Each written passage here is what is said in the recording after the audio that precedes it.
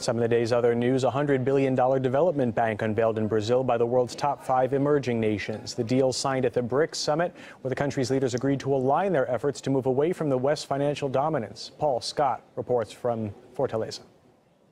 Well, Russian President Vladimir Putin going to meet with the leaders of Bolivia, Uruguay and Venezuela, for example, amongst many others. Now, these countries, their populations equate to around 400 million people. And if you combine that with the 3 billion people represented by the 5 BRICS countries, then Vladimir Putin has met with the leaders representing over half of the world's population on his Latin America tour.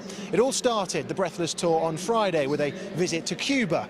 He then, of course, went with an unannounced visit to Nicaragua before stopping off in Argentina and then finally here in Brazil. BRICS summit here in Fortaleza, hosted by Brazilian President Dilma Rousseff, who you may remember was a victim of NSA surveillance as revealed by Edward Snowden around 12 months ago. Now, ever since then, she's been championing for change to the internet and the way that it's governed in order to protect people's privacy. Well, earlier I managed to ask her a question. I asked her what changes she would like to see and what changes we have seen in the last 12 months.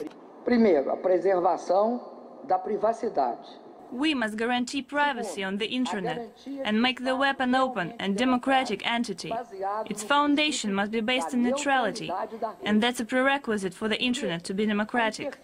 Every person and every government has the right to a free and open internet. Rousseff doesn't believe that one country has the right to lead the way when it comes to internet governance, and she feels that each country should have the right to its own governance to ensure privacy. Well, we are at the halfway stage of the BRICS summit here in Fortaleza. What exactly has been achieved? Well, Russia agreed to write off 90% of Cuba's Soviet-era debt. The remaining 10% will be reinvested in joint infrastructure projects in the country. There was also a symbolic meeting with former leader Fidel Castro. In Argentina, the two countries signed a peaceful nuclear power deal that will see Russia help in areas such as design, construction, operation and decommissioning of nuclear power plants.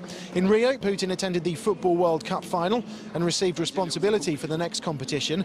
The tournament is in Russia in 2018. While at the BRICS summit, the nation signed off on a long-awaited $100 billion development bank, seen as a rival to the IMF, World Bank and global dominance of the US dollar. This on top of numerous trade deals.